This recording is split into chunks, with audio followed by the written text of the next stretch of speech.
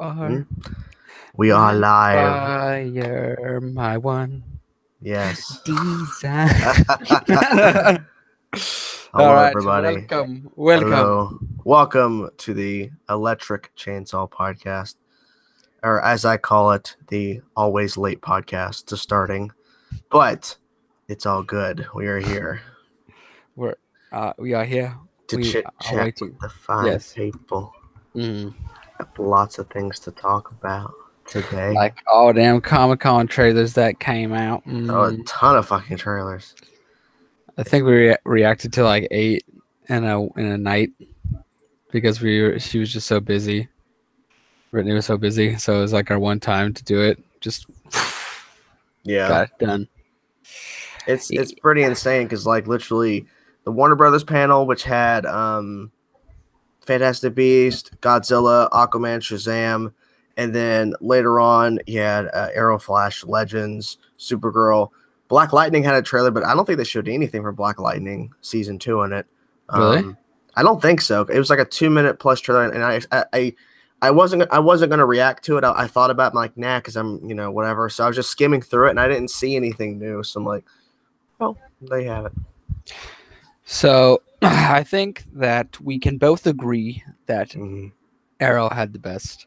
Arrow had the best trailer hands down, and I think it's because they used all new footage. There was no recap. There was no like in Flash. They had a little bit of recap, but it was mostly new footage. But there's like Nora's here and I'm XS, which is new stuff. But it's like, hey, the build up. Arrow's like, no. Yeah. What I love is that they don't have any special effects done. I mean, why would they? No knock against the Flash.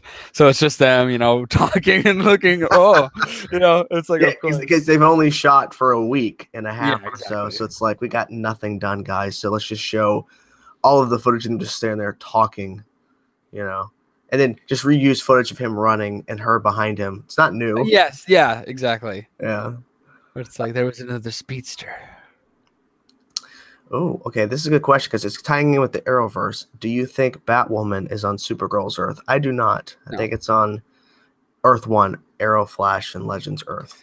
I think you've talked about the fact that the crossover will heavily feature Arrow, and that wouldn't make sense if it was on Supergirl's Earth. Yeah, it's heavily connected to Arrow, which I honestly think that Oliver knows who's active in Gotham City, and I don't know if he knows Batwoman specific because the way they kind of worded it when they announced her TV show development that she needs to kind of handle herself before becoming Gotham City of Hope essentially implies he doesn't know who she is. I think he knows who Batman is, but he doesn't know who Batwoman is. I think we can safely say Batman does exist, but he's inactive. I bet Bruce Wayne retires. And that Bruce Wayne's because that's the rumor too, that like Bruce Wayne's been retired and that Batwoman will become the new savior of Gotham because Bruce Wayne has retired. Because I don't know. And the ultimate way to not have to put him in the suit, it's like, oh, this is Bruce Wayne. It's like kind of an older guy. Yeah, old guy like from Batman Beyond, where he's just like slowly moving with the walker. Do you think they would do that to us because of Batman Beyond Bruce Wayne? That'd be like, hey guys, we finally got Bruce Wayne in the Arrowverse. Yeah, fucking. But yeah, to go back to the thing, Arrow I think had the best trailer. I mean, the return of Brick and Bronze Tiger. Okay, you got that. I'll admit I didn't call it out. I fucked up, but I was like, who is that? I had an inkling of recognizing him, but I couldn't place him.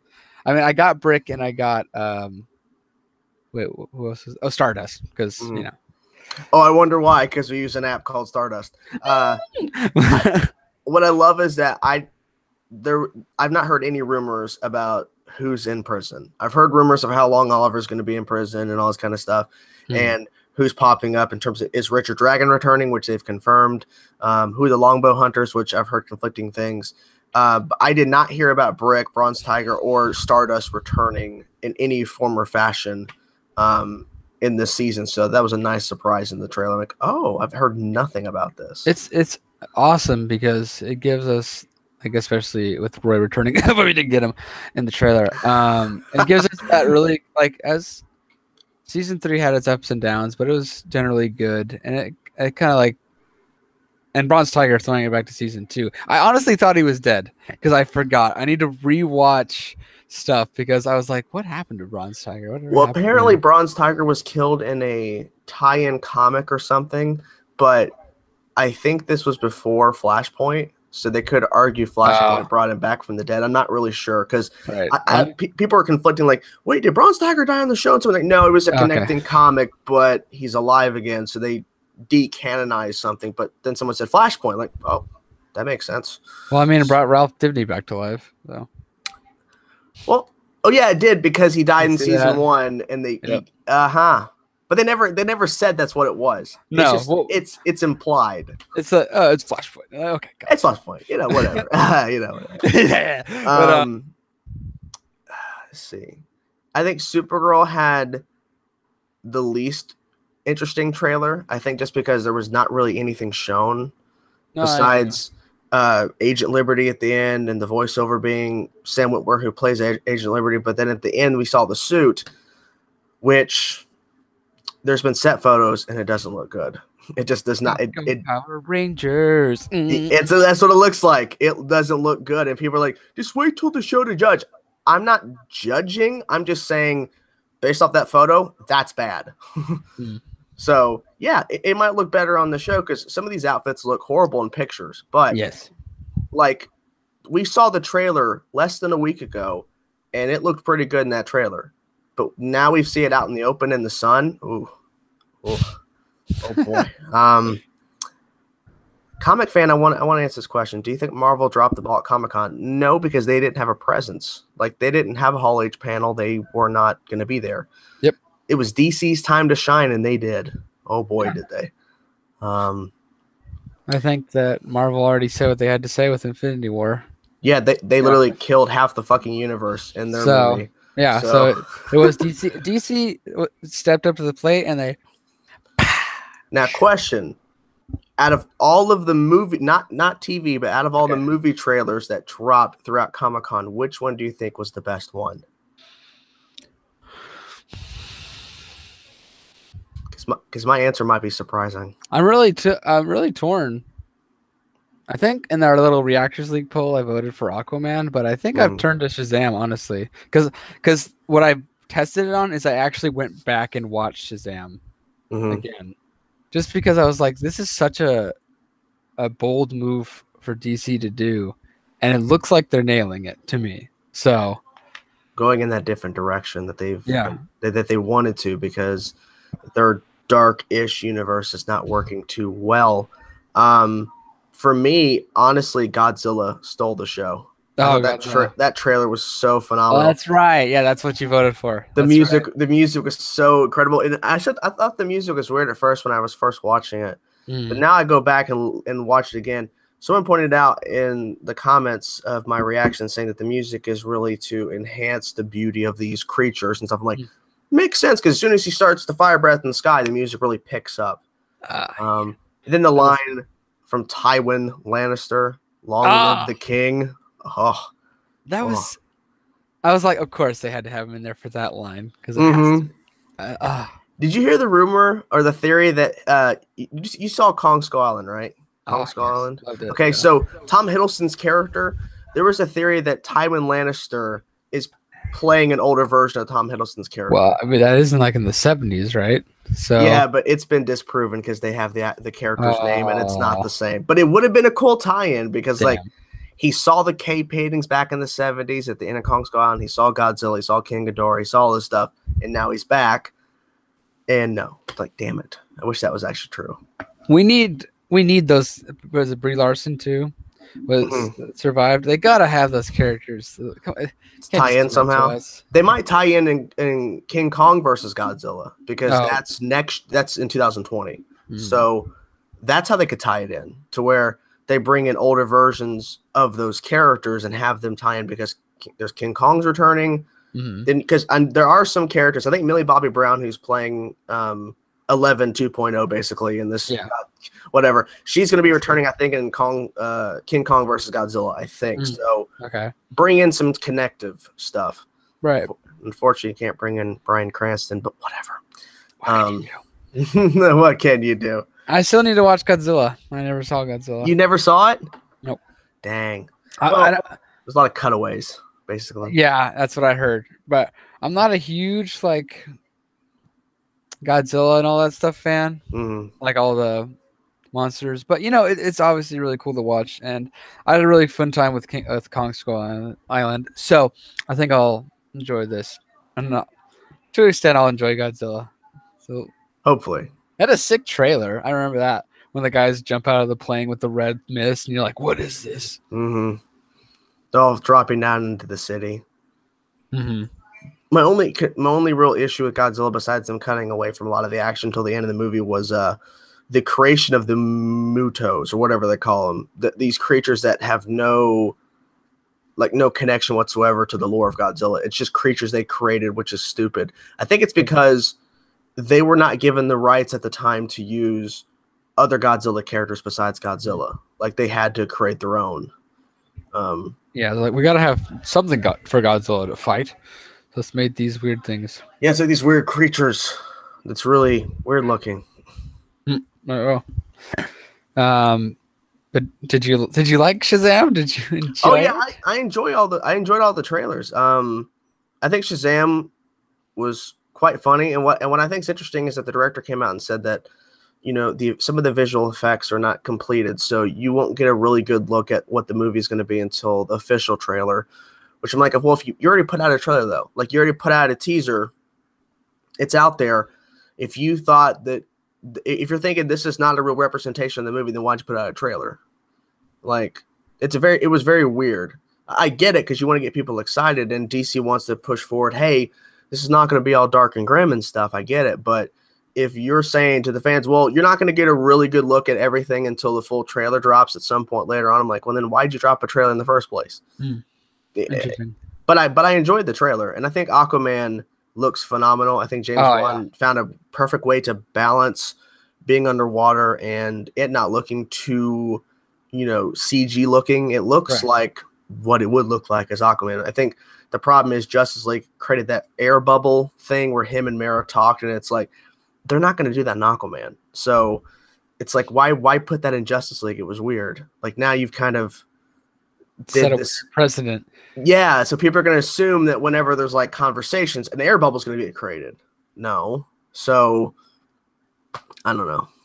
That is interesting. Well, I mean, that's what kind of happens when you have characters in a group movie for their movie. You have to set up some kind of lore with them, and if it's not going to match up with your movie, it's going to be a problem. I mean, that's how, not to compare, but you got to. I mean, Avengers Infinity War works so well because all of the past directors with these characters that came into the Avengers for the first time, like, were consulted. Like, all the directors had conversations about how to handle these different things. Like, Ryan Coogler, as soon as they finished filming Black Panther, they went over to start filming Infinity War. Exactly. And Ryan Coogler came over and was working with the Russo brothers on the Wakanda stuff and Black Panther and Shuri, all this stuff. And it's like, in this instance, James Wan didn't really have a conversation. Yeah, right.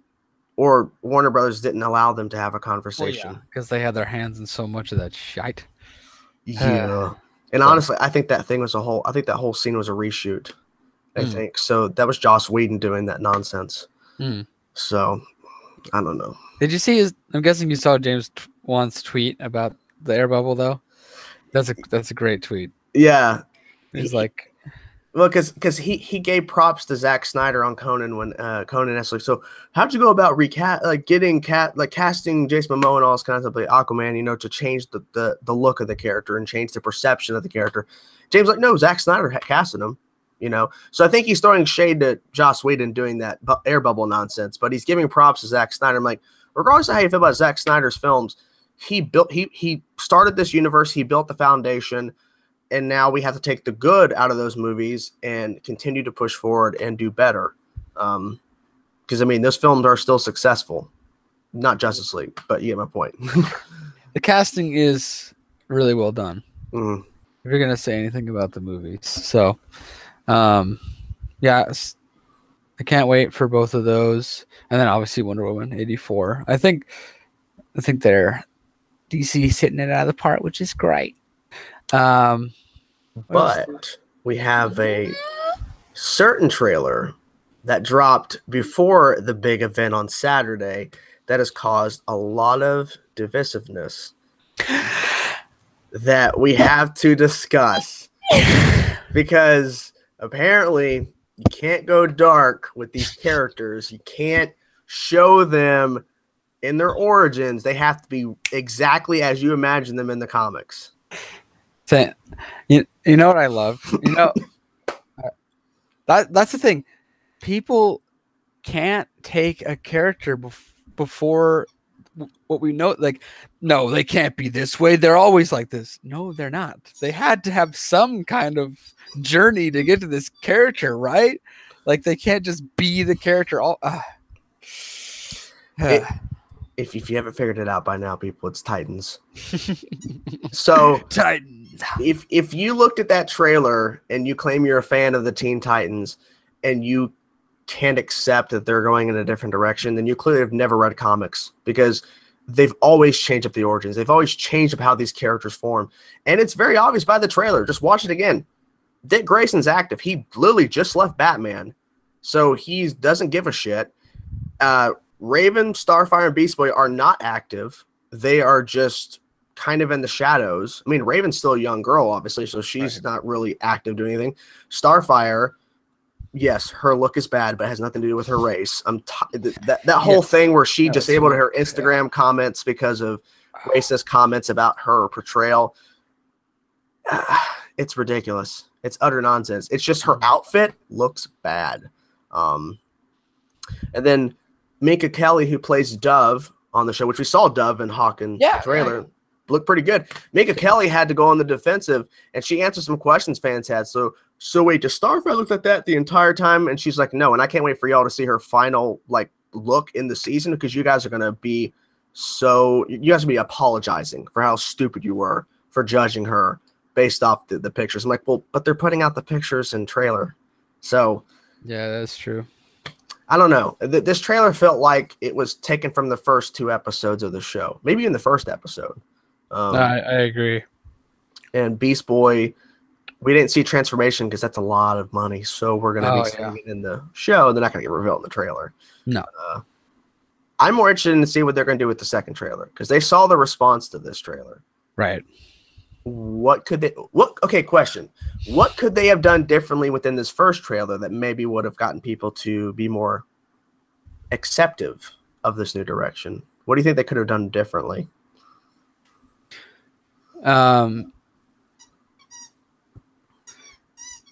That's a really good question. I think they made a mistake they should have relied more on Hawk, Dove, Robin, Raven, without throwing in the kind of off-putting Starfire and Beast Boy clips.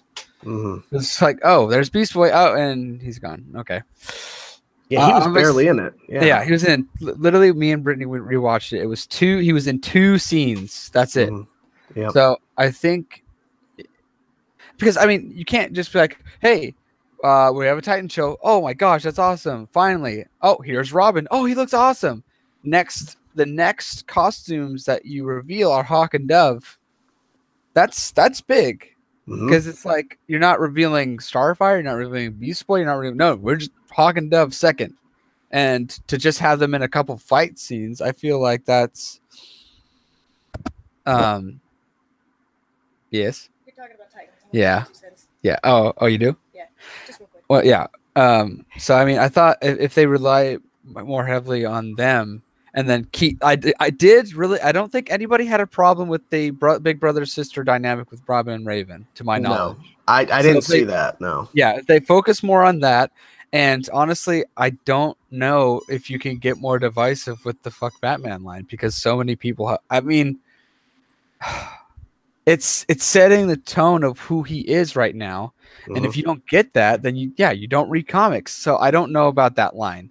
I don't know what you do with that little action sequence with Robin and what he said. But I know that if you cut out the parts with Starfire and Beast Boy and you have more Hawk and Dove, but then you still have the overarching little storyline between Robin and Raven, I think it's a little better of a trailer, but I don't know. I mean, I think the biggest thing too, the biggest thing I think they could have done differently too is with the whole sequence where Dick's fighting those guys in the alleyway. They could have angled it differently because it looks like he's shooting people and it looks like he's stepping on a dude's neck. Exactly.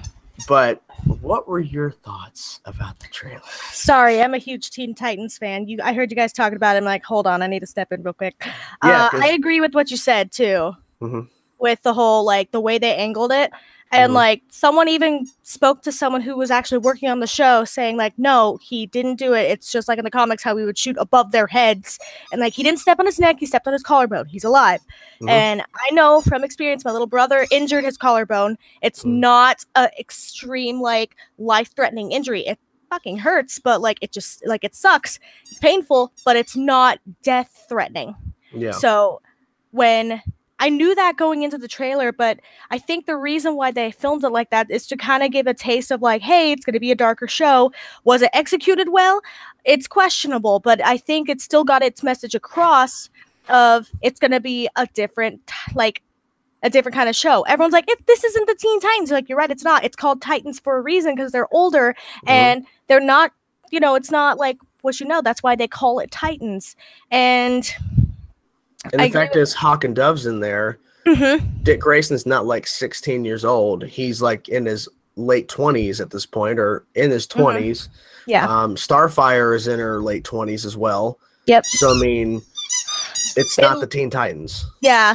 The only younger two that they're sticking with is going to be Beast Boy and Raven. She's going to be, what, like 14, 13? Yeah, the actress is around there, so I would say, yeah, probably. Okay. So... Sorry, I'm trying to figure out how to hold this. But, like, I agree. Like, I like the brother-sister dynamic. It's just going to be different. I mean, it's not going to be too far off from what their origin is, but it's still going to be pretty good. And as far as the trailer, I love Teen Titans. I like the trailer when I first initially watch it. I think because I love it so much, I'm going to be hard on it. So there were things that I'll give it to people, like Beast Boy and Starfire. Power-wise, I wanted to see more. Like, for one, they made it seem like Starfire's power was fire, which that's not what it is. She has green star bolts. So I had a huge complaint about that. So I'm like, are you trying to cover it, or did you guys make a mistake? Need to fix it. That's the only issue I had with Starfire. Her look... I don't know if it's it's an issue, but I think there's a thing where they explain how she's hiding. Like, she's in hiding. She's not actively doing stuff. So... It might be a situation where she doesn't really know her powers. I don't know. And then maybe later in the season you realize, oh wait, it's the green star bolts. Yeah, because Jeff Johns was writing this story. So, I mean, Jeff Johns knows these characters, so he can't have been, like, far off the mark. Yeah. And I honestly believe the trailer is based around the first 1 or 2 episodes of the show. I agree. It doesn't... the way it was shot, because the first 2 episodes are going to be focusing on Dick and Raven anyway. So we're not going to get to know Beast Boy because I think episode 4 or 5 is called Doom Patrol. So that's when we're going to see Beast Boy's origin, which I agree with you. They should have, like, either left Beast Boy and Starfire out of the trailer for this part to just focus more so on Raven and Dick, because, like, if they would have been cut out, so then you could work on those special effects, because those 2 characters are heavy special effects characters, and you don't rush them in just because you want to show them off. So you either withhold them, give a good one so you can focus on Raven's powers, which everyone's like, why didn't she have her red demon eyes? Like, that's only when Trigon's trying to take over, and, like, she's like, like, when she uses her powers, depending on how you see it, she either has, like, the white eyes or the black, when she has using her power, as Wrath mentioned on Zindos. So it's like, you guys, you didn't watch the show, or did you not read the comics? She doesn't... A lot of people didn't watch the show or read comics. Yeah, that's the thing. People are like, well, it doesn't fit with what the show did, or it doesn't fit with the comics.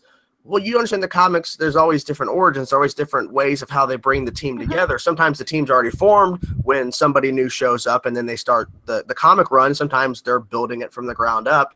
In this instance, Dick Grayson is the only person actively fighting, and Hawk and Dove's not a part of the Teen Titans, but they're active in the area, but Dick Grayson's it. Now I understand why they didn't release photos, because they released Hawk and Dove in Robin's outfits with those pictures. Yeah, because they're the only ones active, and... the costumes that they have right now for the other ones that we've seen, like the ones like you see at Comic-Con, if you were to walk around, I saw them up close. I decided to take a look. And I think for me, I got a better respect for their costumes because they're not supposed to be their superhero costumes. They are alluding to their comic book costumes. Hi, babe. Peter Parker. Peter Parker. Hi, babe. Oh, no, say hello. At the mic. I want you.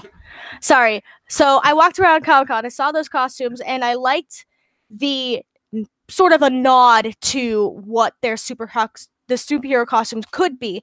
Like, some people complained about Beast Boy being red and white. I'm like, that's one of his costumes, that he was red and white.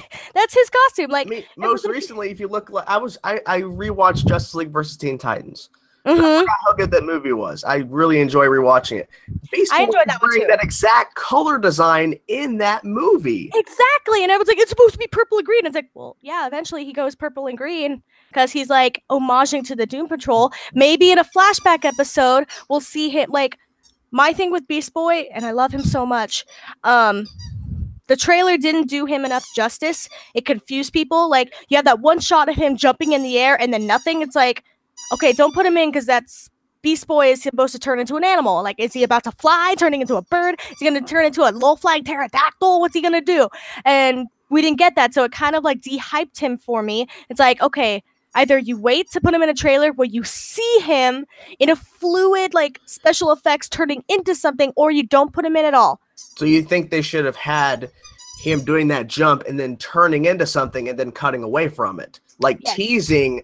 He's turning into an animal, but we're not going to fully show you. But you see the transformation into like a bird or like a wolf or something, and then it cuts. Exactly. That would have been cool. Yeah. Or even if they didn't even keep that scene, and you just see like a wolf, like a green wolf, like peering around the corner, people would know who that was. If they read the comics or follow Teen Titans, they would know who that was. But it doesn't like. It teases it, but it gives it enough to like, okay, so they got their shit together. But just him jumping in the air makes it seem like you're not ready for this because clearly his special effects aren't done. He, in my opinion, also I might be colorblind, I'm not sure, but he didn't look that green to me. And then Alex said, like the director said, like someone said, okay, he's not going to be as green, but then the more he uses powers, he turns more green. Yeah, essentially what I was reading on, because there was, even before the trailer dropped, there was like this leaked info that kind of dropped about the first episode. They explained how Beast Boy is going to get more and more green as he uses his powers more, which I guess makes sense. Yeah, I mean, I agree with that too. I'm like, I mean, I guess I can get behind that because like the chemicals in his body when he's experimented on, when the people took him after the accident and the boat crash, like I can understand that. I can get behind that. It just didn't reflect well. Like if you don't know the information prior, it just looks lazy. Yeah. So I think that was my issue. And because of that, if like trying to go in from someone, sorry, the puppy's playing with this toy. I kind of figured. Peter, chew that. That one makes less noise.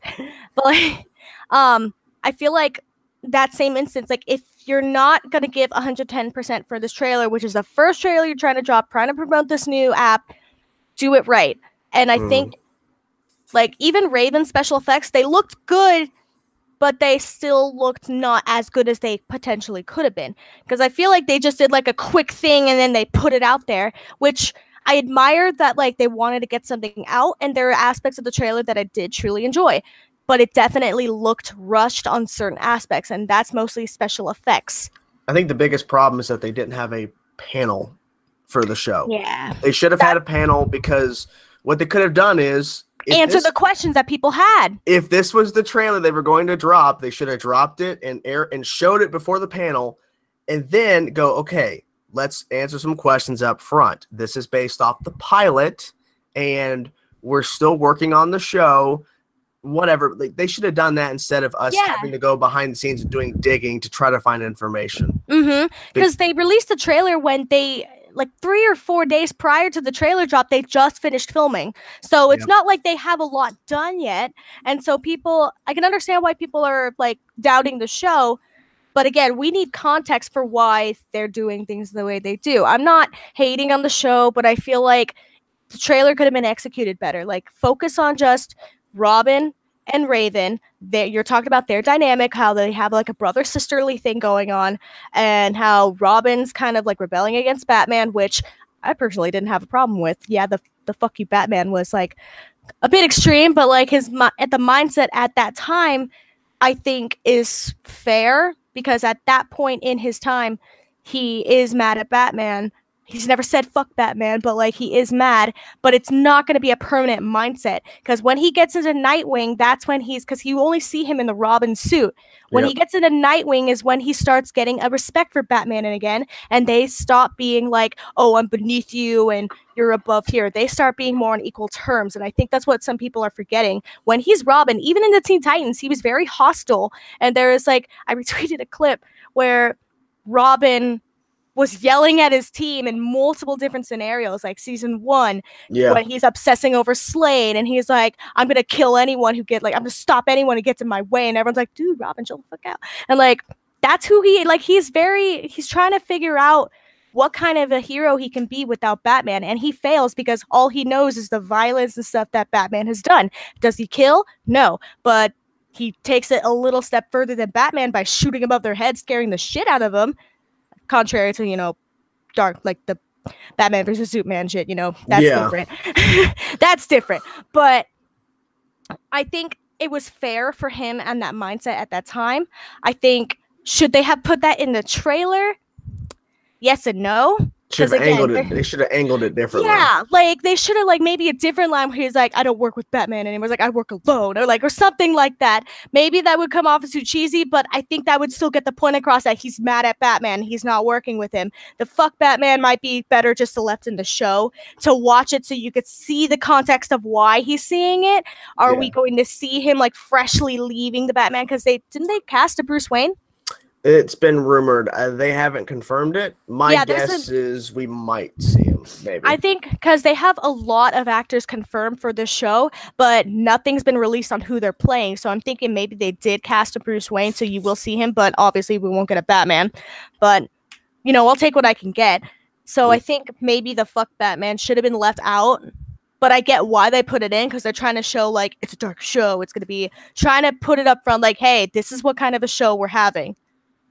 You're either going to love it or not going to like it.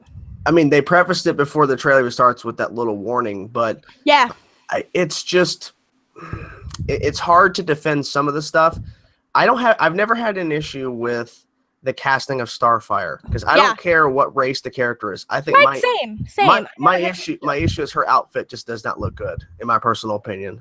But apparently it's based off a 70s party she was at, but I'm like, but they brought it to Comic-Con to show it off, so Peter. Oh, nope. Peter Baca. Is Peter not paying attention? He got tangled in the cord. He was absolutely tangled. Sorry. Yes, I saw that she's based off a 90s comic, and I found the picture of the thing. I think it's a good idea to base her off an older comic, like her costume. However, given the time period that we are in now, it doesn't work. The outfit she's wearing is from she was at a 70s party, and then she gets attacked on the street, and that's where that whole scene comes in where she uses her powers. But my thing is, if this is apparently this is off the first episode, and they're claiming that we're going to see a more traditional outfit or more traditional Starfire later on in the show, why did you bring the 70s party outfit to Comic-Con? Yeah, that's my thinking too, because I saw it and I'm like, they keep royally fucking over Starfire, and they keep giving people who are really dead set on hating the show more incentive to attack this actress who's doing nothing wrong. She's just working with what she got. And the context of everything is extremely important, because I didn't even know she was coming from a 70s party. I thought they're just basing it off of the 70s comic. So given that context, I'm okay, I'm more okay with this. But people who don't do their research and just watch the trailer and form their opinion and leave it alone, they don't know this. So I feel like they should have brought a different outfit to Comic-Con, because just seeing it in person, it's just this is bad.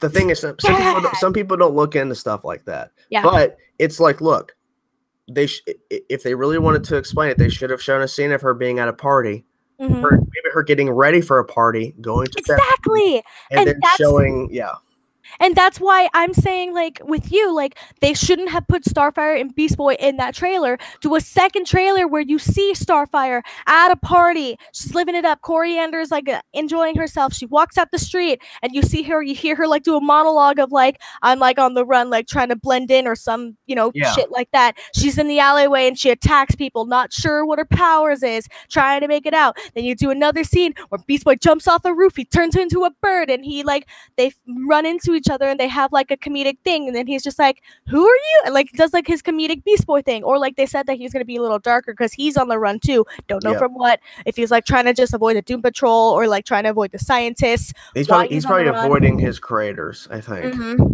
And like trying to find his own. But like I think, so like do that in a second trailer, do them more justice so everyone's not doubting them anymore. Because, like, it makes me upset because, like, I love the actors. I don't have any problem with them. I don't care about their race. They're playing a character. They are just, trying to bring something to these characters who we love. However, the costumes, the like, other circumstances around what they're trying to do positively for these characters makes it look bad. And they don't blame the creators. They don't blame the costume designers. They blame the actors, even though they have no say on what's going on. And it just makes me mad. It's like, it's not their fault. They're just working with what they got. And so a lot of it is context. The Titans play trailer either did really well to show what it is, and the people who didn't like it, they didn't have the context, and that should have been executed a lot better. Yeah, like Alex was saying, I think it was a rush job. It felt like they could have probably set it up better. But I mean, I like but here's the thing: if you didn't show Starfire or Beast Boy in the trailer and it was just Raven, Robin, and Hawk and Dove, then people are like, well, where are the other two characters? And so it's like you have to walk that fine line of, okay, if we're going to drop our first trailer, we have to show off every character. Regardless of how much they're shown, we have to show them, but they should have given more context to certain things. I feel like it would have been better to wait. Yeah, people would have complained about it, but like when you did put them out, when you did put them in a trailer, at least it'll be better quality and it'll show that they put more effort into it. The half-assed job that they did and what we got put a lot of people off. Yeah, so like the second trailer has to kick us in the ass. It has to be good. They need to fine-tune all their special effects.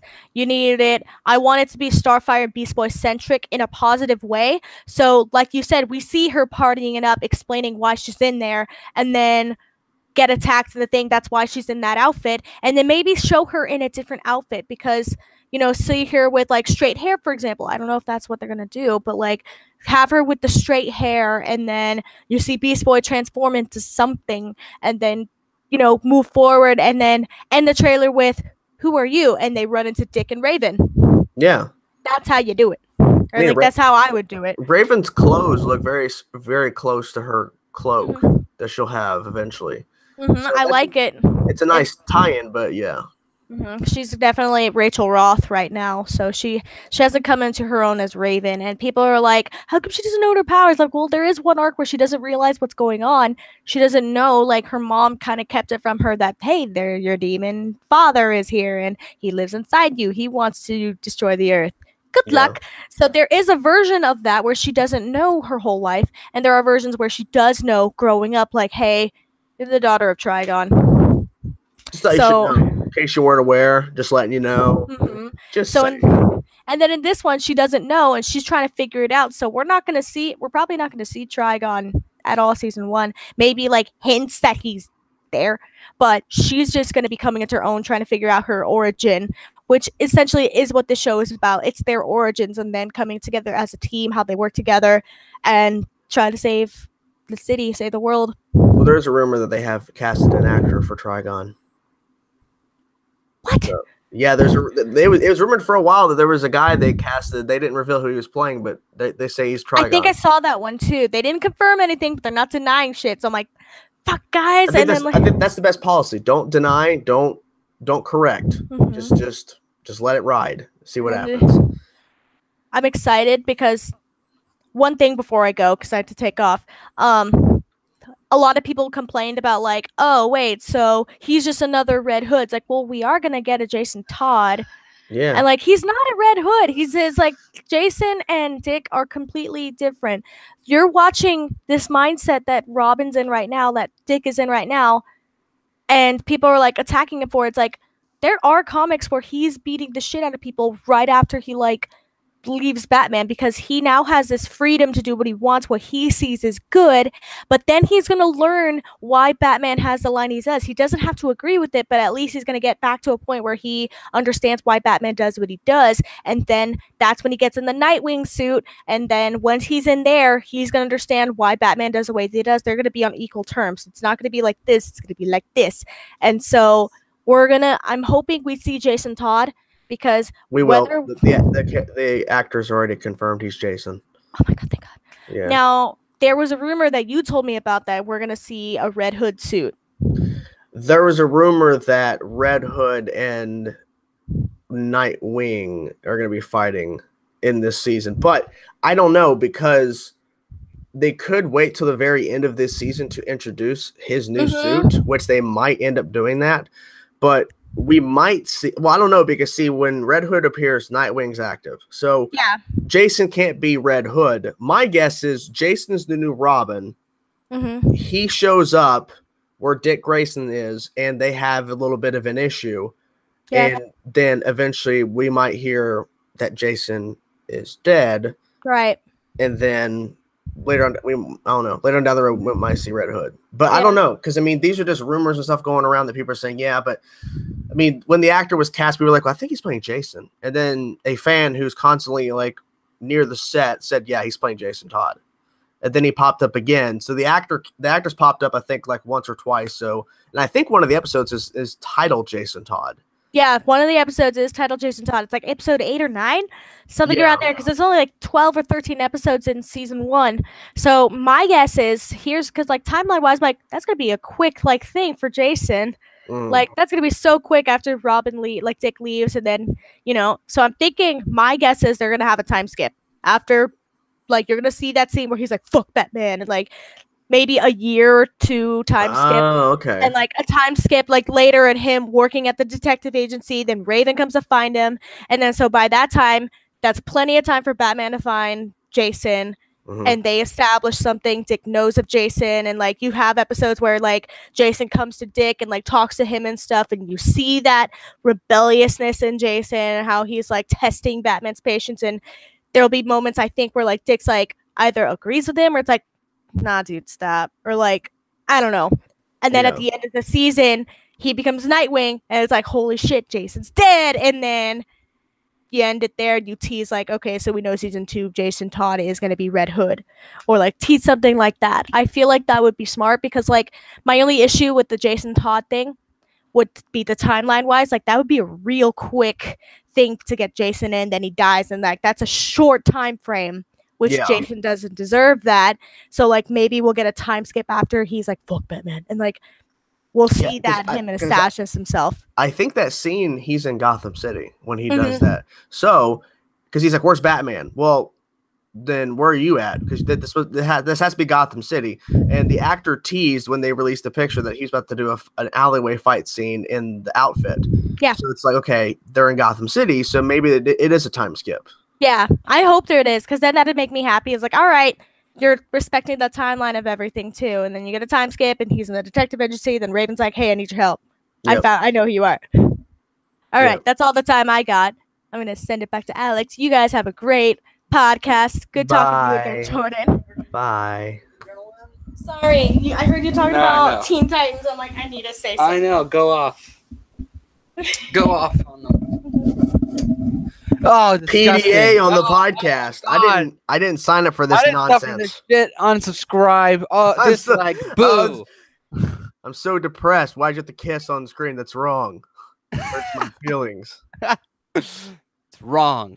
Yeah. Just like your opinion. I don't approve.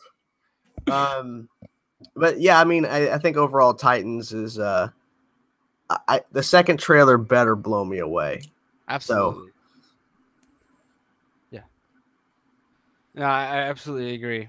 I was listening to your points, and so that thing that actually literally triggers me is when people were like, "Oh, Jason Todd, sorry, Dick Grayson was great in the trailer. It's like, sorry, I know you talked about this, but it seriously triggers me to no end because it's like, do you read comics?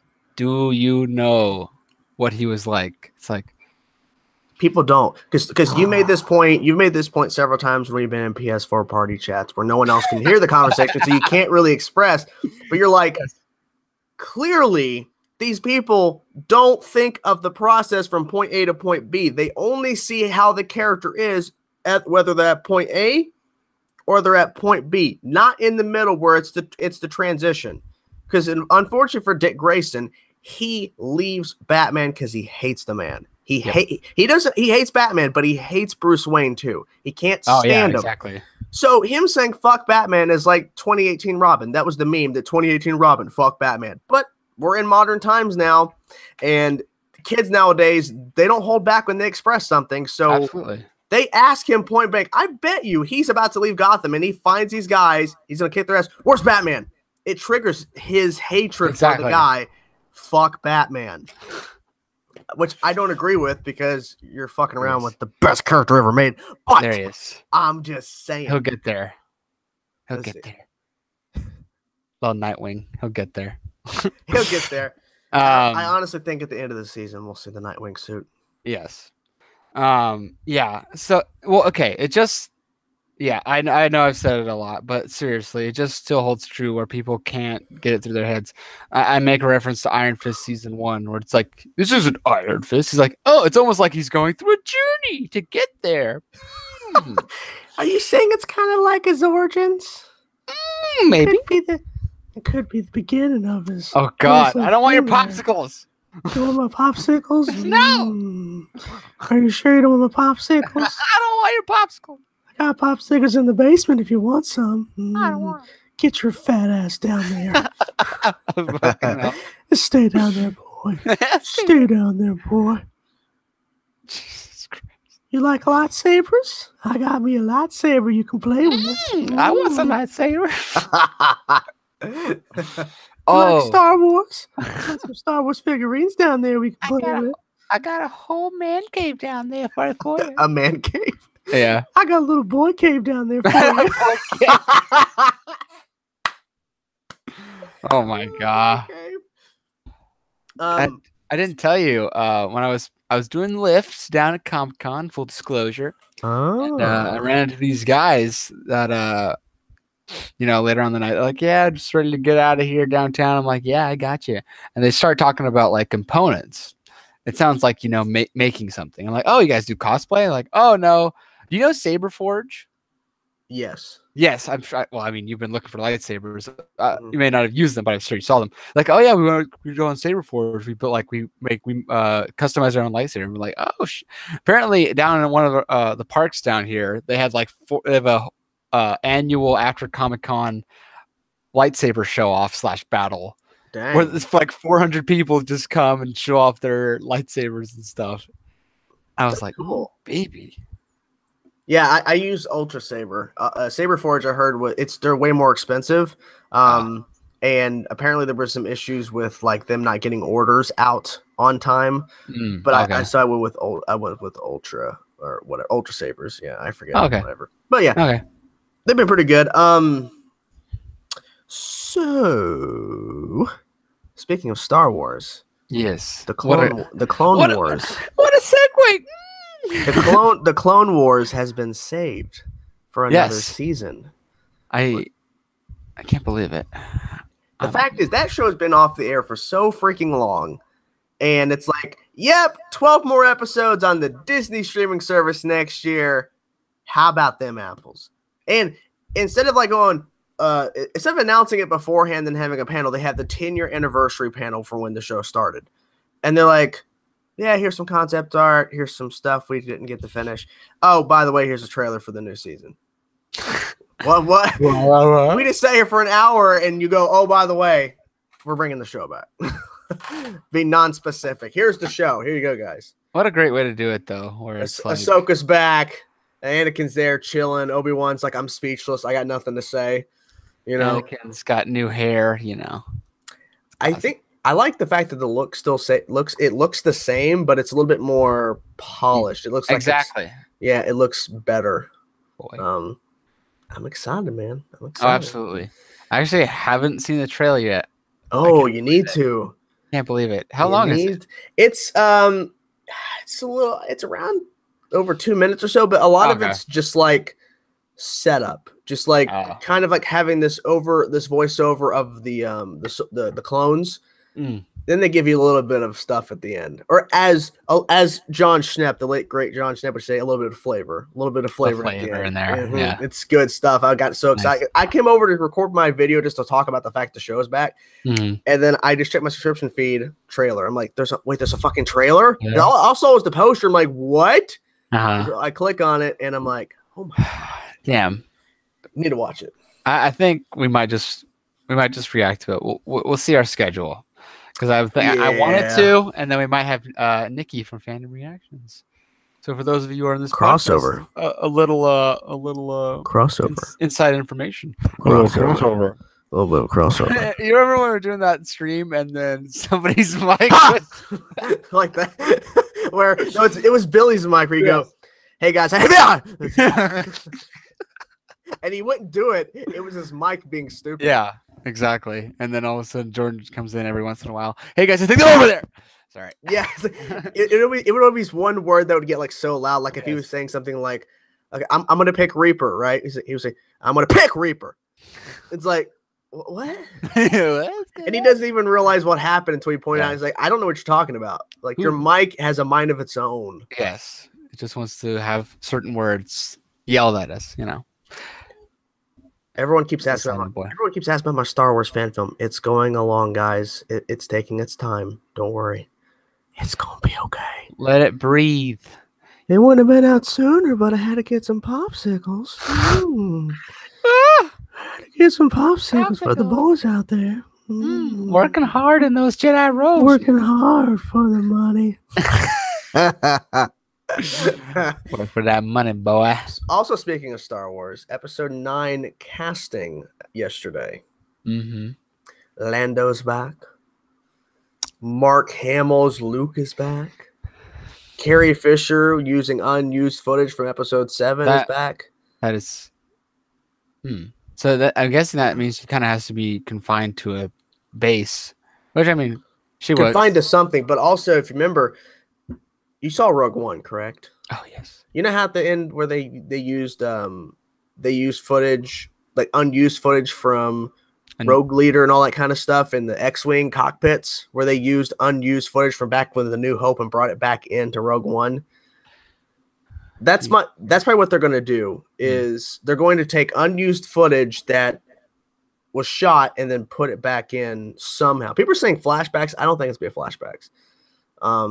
But, I mean, as soon as it happened, I'm like, wait a minute, that guy's not 40 years older. That's the same dude from A New Hope, and they used unused footage put into Rogue One with the cockpit scenes. Okay, this is Red Leader or whatever it was. I'm like, wait a minute. Oh yeah, I remember that. It's like whoa. So like they'll do that. They'll do that with Leia. Basically, is have her pop up. I'm wondering, do you think Luke's dead? I know it's a tough question. It would be a real okay.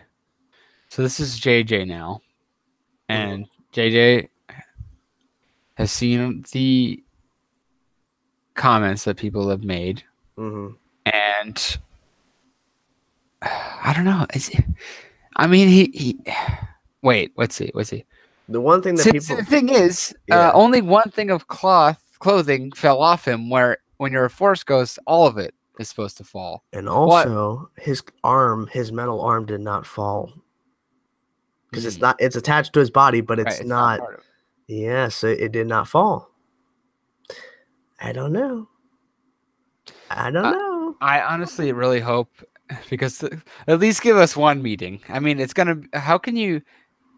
Well, I guess I can use some footage because I want fucking Lando and Leia to be able to talk to each other again, and then it's Han. Han could be a Force ghost. It's fine. It's fine. Han Solo's a Force ghost. He didn't have the Force, but fuck it, I'm J.J. Abrams. Luke has the powers. Like, I'm gonna make him a Force Ghost. Like, what are you talking about? I learned a lot. Luke's gonna make Han a Force Ghost. He's gonna bring himself back to life.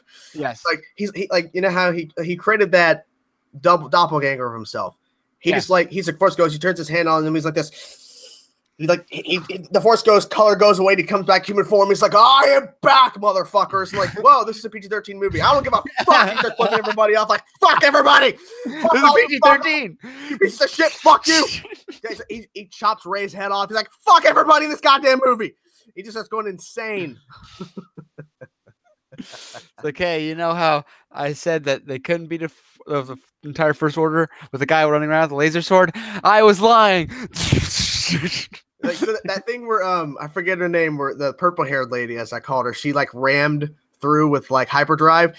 Luke does that, but he's just flying in space and he just crashes through all the fucking destroyers. Like, motherfucker! He's got 2 lightsabers. He's like just mowing them down. He's running through. Everyone's shooting at him, but the bullets are bouncing off him. Like, they're lasers. They're just bouncing off him. He's like, oh yeah. It's just 2 hours of him flipping off the camera, breaking the fourth wall, and then chopping down people. That's it. Episode 9. You happy now? Episode 9. Luke's back, motherfuckers. Like, moms will still bring their kids to it. Like, oh, I thought this was a PG-13 movie. No, they put the PG-13 there, but it says actually rated R. Oh my god. So, how do you guys like our pitch? I think it's good. I think it's gonna be good for all the kids out there. You bring them some lightsabers. I got a lightsaber for you in my pants. It's in the popcorn if you want to dig for it. Oh, wait, you're gonna fire me from Disney? Oh no, did I make a pedophile joke? Is that what happened? Uh-oh. Oh no. Oh wait, no. Do you mean that Family Guy makes it on a regular basis, but it's okay? Oh! Yeah, I mean, literally, Disney just bought Fox, so they now own Family Guy. But are you gonna fire Seth MacFarlane for making those jokes? Are you gonna fire the voice actor for doing Herbert? Are you gonna fire me even though I'm not directing a Guardians movie? Is that what's gonna happen? You Fox. It really, because what we were talking about earlier, with every director able to give their kind of piece to the Russo brothers movie at the end of the day, but just okay, Taika Waititi, yes. Taika Waititi. Something like that. Yeah. Yes. Yeah. I'm sorry. I actually have not heard his name said out loud too often. Taika Waititi. But yes, Taika Waititi. Ryan Coogler, James Gunn, all of them being able to give their own input into the movie. What a experience to have a movie like that, to where honestly you need to know what those directors who have brought these movies to life, what their take on a scene would be. And it just sucks that for right now, at least, who knows if Disney will come to their senses or what happens, but that's taken from us for now. It's unfortunate. I mean, literally, James Gunn gets fired, and then turn around. Well, but we bought Fox, everybody, so X-Men comes back. Yeah, but you fired a dude over tweets that he apologized for years ago. You hired him, and the tweets were still there. Yeah. I don't understand. I think we all know that our humor was pretty bad back then. Oh yeah, I mean, like, it's everyone's so like innocent. They play the victim. We get offended so easily over shit. Well, I mean, like, okay. Obviously, yeah, exactly. There's a lot of things that we used to say that now are viewed as bad that, you know, at the end of the day aren't that bad. But there's certain things where it's like, that's not. What I mean is that's not funny. Like, I mean, at one point maybe it was funny, but at this point it's like, it's not offending me. It's like, oh my god, how dare you do that? It's like, that's not really funny. Like, it didn't offend me at all. Comes out of nowhere. We got the new Guardians of the Galaxy Volume 3 director, guys. Hey, everybody. all the Guardians gonna go into the basement. So glad to have you directing this. Wow. I just wanted to take this time to say I'm really excited to introduce the kid version of these characters. They're gonna be all kids in the movie. Yeah. What? I thought that I thought this was progressing the story. Oh, you understand that when Thanos is defeated, that all the Avengers and Guardians are kids now. Am I offending you people? Am I offending you? Am I offending you, pieces of shit? God. Disney's like, if you're watching this podcast, you're watching the stream, you're a piece of shit. Don't deny it. You are. You are. We are. Don't deny it. Believe it. Meanwhile, there's like a Disney exec that was like thinking about picking us up, and he's like, oh, no, never mind. This podcast is so fucking popular, guys. We're going to pick you up. Then we saw that little fiasco. We said no. No. It's just ridiculous. Yeah, no, it is. But we'll see what happens from this point. People are saying Taika Waititi should be the director for Guardians 3. Yes, he did a good job of Thor. So. He did. Why not? I mean, we'll definitely see about that. I would like to see more of his work, so I guess that would be a good way to have more of his work. But I don't know.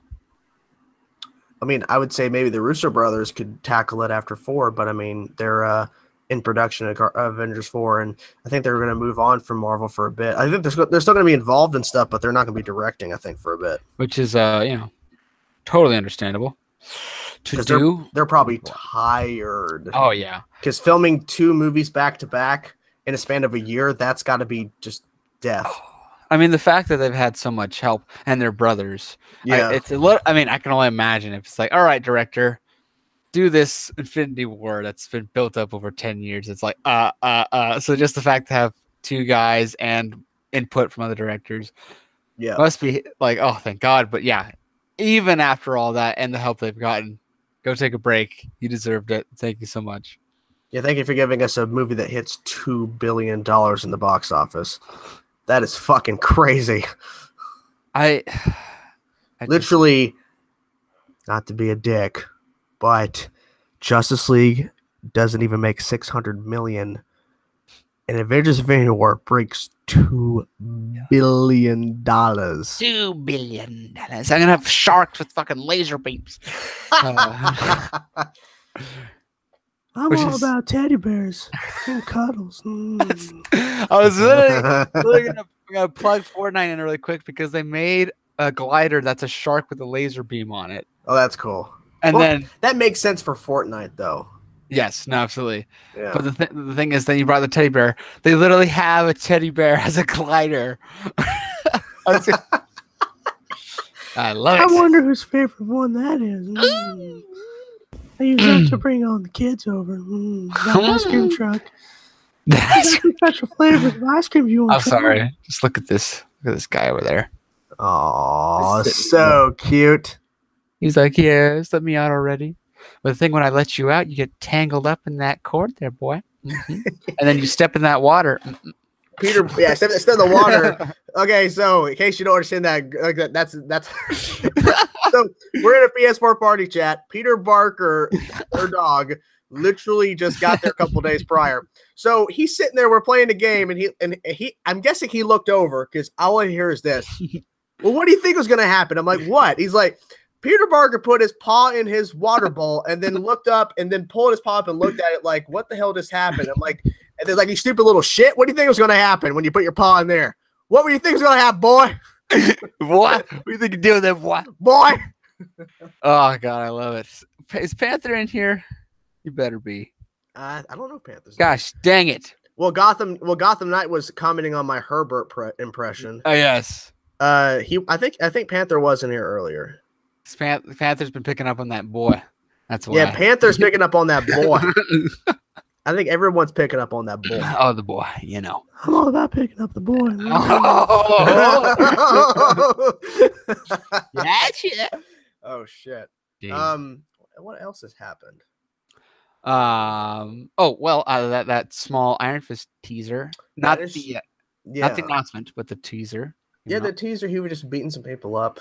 about to drop some Iron Fist on people, and then it cuts. They're teasing the traditional outfit will be in season 2. Yes. And I can't wait for actually 2 costume heroes finally. Yeah. But then I'm wondering, Jessica Jones' outfit's not going to work for her show. It's not. They need to find something for her. Well, I mean, in season 2 of Jessica Jones, Trish, like they tease heavily Hellcat. Like that's kind of what happened to her. Well, yeah, and I've seen I'm still on episode 4, but I already know that, and I also have seen season 3 filming with her fucking jumping off walls and shit. Yeah, so then I think funny, Hellcat's gonna get her outfit before Jessica Jones does. Jessica Jones is just gonna continue just to wear her leather jacket with the jeans. Trish is gonna have a version of the Hellcat suit. But I wonder if this is setting. Well, I'm not gonna say anything. No, that's a spoiler. Wait, have you been watching? Sorry, what? Spoilers. Have you been watching Cloak and Dagger? I have not. I saw the first episode. I thought it was decent. I've never been a huge fan of Cloak and Dagger. Like, I'm always intrigued when they drop new shows for Marvel or DC, so I'm always intrigued. But I haven't gotten past episode 1, unfortunately. It's really good, to be honest. I think we see a lot of them using their powers, or is it more of like a runaway situation where it's gonna be more than runaways. I kind of figured as much. I'm like, because the trailer barely showed any of that back in the day. I'm like, okay, this is definitely not showing me a lot of stuff here. So God, I love it. But the difference is the runaways actually made it worth the whole talking point. It's like, yeah, these characters are awesome. I don't know, Cloak and Dagger are very power oriented.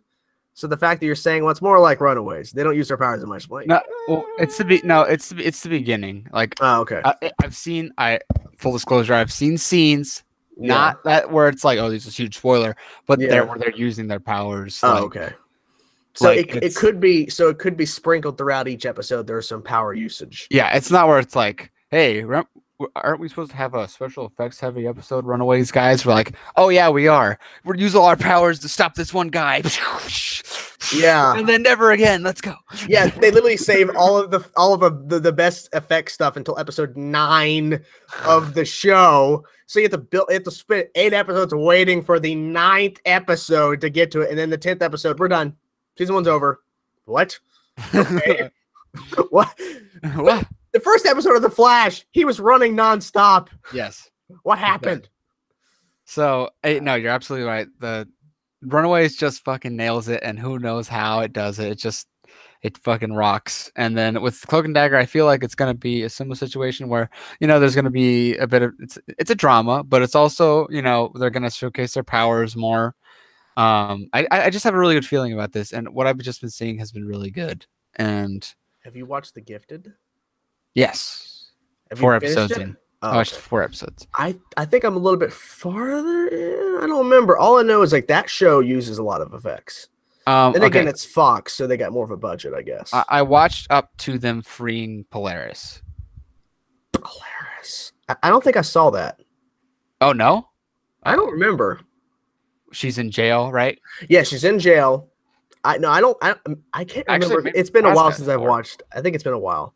But all I know is like that show used a lot of effects. Yeah. For the first little bits that I've seen. I think that was season 2. They're gonna. Okay, I saw some of the effects for Cloak, and obviously it's pretty decent. But when he gets into like using it, like consistently, now where it's like, oh, I, you saw it. I transported to this place. Yeah. It's like where he's, I need to work on that a little bit, where it's like the teleporting in front of your eyes instead of him, waking up like, oh, where am I? No, it's where he's consciously using it. They need to work on those effects a little more. When he first uses it in the show, he doesn't realize he did it. Yeah, so when he's using it consciously, they need to work on those effects. But for the most part, it looks pretty sick, to be honest. So I really enjoy it. Yeah, I need to get back. I need to try to look into it. Do it. I gotta do it. Because I saw this little. It's not a spoiler, but it was like, gosh dang it, Dagger's. What is Dagger's name? Darcy or something. It's a weird one. It's a weird one. Yeah. But she's like, oh, what's in New York? And she's talking to this businessman. He's like, oh, well, there's like a lot of power there. It's trying to keep up with the Joneses, and also keep up with the Rands and the Starks. And it's like, oh, I wonder what that means. I just love it. It's interesting how the tie-ins like that. But the movies will never say, hey, Cloak and Dagger's over there. What? I have hope because it's possible the Runaways and Cloak and Dagger have the ability to reference both and kind of bridge the gap. I think Cloak and Dagger, references Luke Cage. Yeah? I think. Well, I saw something online about that. I know they're in New Orleans, so they're a little far, but I mean, they could take a little trip.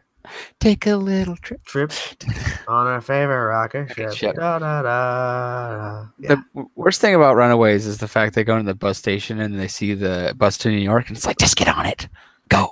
Just get on it, guys. There's a lot of cool people down there. But then they just run away. It's like, fuck. First thing they would do is they get off the bus to New York. They're running to Danny Rand. Guys, I'm the Immortal Iron Fist. What? Like, who? Who? The Immortal Iron Fist. Have you not heard of me? Yeah. Just trying to go off the bus, man. I just like how literally the easiest thing in the world, it took them 10 episodes to go, they're actually running now. guys, look, they're running away. You know how they just, they jog in the other 9 episodes. In the 10th one, they actually run away. They actually run away. Hey. And there's a dinosaur in the shot. It's really cool. It's really fucking cool. The dinosaur actually looked really good. It does. There's some shots where you can tell like the camera's just steady and then you can kind of see. But when there's some really good moments, Mike. Yeah, that's where all the budget went, just to make that dinosaur. Absolutely. Oh yeah, all the budget went to make that. They go, oh yeah, I guess we kind of forget about that. I mean, as much we poke fun at No Powers, you do have to have a dinosaur in a couple episodes. Yeah, from time to time, you know. What can you do? You know. You have to have a sparkling Dr. Doom. Sparkling Dr. Doom. Who's coming? Doom. Well, we don't have to deal with that shit anymore. Fucking Marvel's getting those characters back, and I can't fucking wait. Dude, if only they were able to cross the shows and movies. It's like I don't understand it. It's like they got it all wrong. It's like DC, we're gonna have separate TV and movie universes. Oh, that's awesome. That means that we can have multiple characters shown. Just kidding. Just a flash. Deathstroke, get out of here, because there was a 1-second cameo of Deathstroke and Justice League. It's like, oh, okay. Deadshot, we're gonna have you in one movie. Literally the night I saw Justice League, they were airing an episode of Arrow with Deathstroke in it. Yeah. It's like, okay, there's multiple Deathstrokes right now. Literally, I could have pulled up my phone, pulled up the app of the episode, and showed Deathstroke while Deathstroke's popping up on the boat. Yes. What are you talking about? We can't have multiple versions of characters. We just see him right now. Oh, there's the Flash. I'm going to watch the Flash. Oh, look. Yeah, guys, look, Grant Gustin's the Flash. Been the Flash for 4 fucking seasons up to this point. What are you talking about? So, and it's like, okay, that doesn't make sense whatsoever, but all right. And then later on, Marvel, it's like, we're going to have a totally connected universe. Oh, a universe where you only slightly reference people when you're in the TVs to the movies, and you never reference anything in the movies. Perfect. It's like, it doesn't make any goddamn sense. Danny Rand is a fucking billionaire. How the fuck does Tony Stark not reference another billionaire? Yes, exactly. So, I mean, and how does it would honestly be jarring if we had a Defender character pop up in an Avengers movie. It would be jarring. It would look weird, I think. Yeah, you'd have to ease into it. If Daredevil showed up next to Iron Man, it would look weird. It would be incredible. Well, they'd have to up the suit. But I mean, if like Daredevil just popped up in Civil War for a second there. Yeah, he just popped up. He pops up and waves at the camera, but he's not looking at it. He's like, "I'm the blind guy." It's like, yes, I'm the blind one. It would have been cool if they had the Defenders for 30 seconds in Infinity War, but the war was taking place in Wakanda, so people are like, "Well, wait, is it happening in New York? Then they have to show the Defenders." Now that's how they got around it. Yeah, the fight was going in Wakanda, not in New York, so that's how they got away with. Well, the Defenders are not here. Sorry, and it was only like a 30-minute battle in New York too, so not even that long. So yep, a little bit. 2 aliens showed up, and then they left with Tony Stark. That's all you need to know. And then Iron Spider showed up, and then Doctor Strange was getting tortured. Yep. Yeah. And then Iron Spider was like, I watched a movie, and then they killed him. He always watches movies. It's like, I don't want to go, Mr. Stark. And Tony's like, well, I'm sorry, but you gotta. In order for us to fully Jesus Christ. In order for us to fully defeat Thanos in 4, you got to die, boy. So you're telling me this is what he is. He's like, Mr. Stark, I'm sorry. And then Tony's like hugging him. He's like, but you gotta go, boy. You gotta go, boy. And then he pretends to like push like a rock instead of giving him a hug. It's like the scene from Spider-Man Homecoming where he goes to hug him, but he's actually opening the door for him. Yes. Same thing. He goes to grab him, but it's Peter falls over because Tony Stark's like, I was just gonna, push you out of the way. Push I wasn't gonna hug you. I don't know who you are, boy. Yeah. No, I'm not your daddy, boy. Your daddy's dead. He dead like your mama too. They're both dead. Just like Uncle Ben. Jesus Christ. Tony Stark just walks in with a beer in his hand. He's got a beer gut. Boy, your parents are dead, okay? You're just like that Bat character, okay? Dead. All right? So here's what's gonna happen. You're gonna get the Iron Spider suit, you're gonna help us fight Thanos, and then you're gonna die, boy. You're gonna die last. And you're gonna feel it the most. You got Spidey sense. And that's it. And then Thanos' daughter's gonna like, okay, he did it. He snapped a finger, and then he did the rock away. He did a little dance with it too. And then he walked away. And everybody gone. Okay, Rocket's it. He's Guardians 3 is just Rocket crying for 2 hours. All right, boy. All right, now go die. Now we'll save you in a year or 5, depending on how much of a time skip we got in the beginning of 4. I'll let you know. So since we don't have James Gunn to direct no more, we're just like, well, we could show Rocket crying for 2 hours. That's all we got. It's just a CG, boy. It ain't gonna matter who directs it. It's just gonna be CG. And then the post-credit scene is gonna be Howard the Duck. He's like, what the hell you crying about, boy? Get your ass off your feet. It's CG boy. CG boy. It's CG boy. CG boy. CG boy over there, boy. Yeah. Let me tell you, boy, it's just nonsense. Absolute nonsense. I'm gonna have me a baby, then I'm gonna die, and then that's it. I had this dream. I'm gonna have a baby with Gwyneth Paltrow, that bitch. Okay, it's crazy. It's like, Jesus Christ, Tony. Yeah. Happy shows up. Hey, it's the director for Iron Man and Iron Man 2, a really crappy version of Iron Man 1. How you doing, Happy? You directing Lion King yet? What the hell you doing here, boy? I want to see them CG Lion King. Bring me that CG Lion King. And boy, also, bring me that live action Star Wars show. Yeah, I better see some deaths in that movie. Are they going to disappear with like the snap, or are they going to die with a lightsaber? Because I need to know what's going to happen. I need to know. Are you going to have them snap and then with a lightsaber? That's what. Or are they going to swish with the lightsaber and then they're going to do a snap? And then just it's like, pretend. What if when Darth Vader goes like this? He does a snap. His finger snaps when he swings. He's like, snap, swing. And then Obi-Wan's, oh, I don't feel so good, Darth Vader. And then he double snaps, and then he disappears. He's like, oh, I'm dead. Perfect. I'm dead. Wow. What a class act actor that Alec Guinness is. He's just like, yes, may the force be with you always. That's fucking great. Man. And everybody's like, wow, look at that craft that Alec Guinness built. Look at that. It's incredible. That craft he built, boy. Mm-hmm. Look at that. And then so when Ewan McGregor's like, I gotta emulate that to my best ability while also making it my own. So every time he gets hurt in the prequels, he does this. So when Count Dooku goes and gives him 2 little slices on that little army in his leggy, he has to go, army in his leggy. And he falls. And then when Count Dooku does it to him again, oh God! Right when he pushes him away with the force, he goes, It's perfect.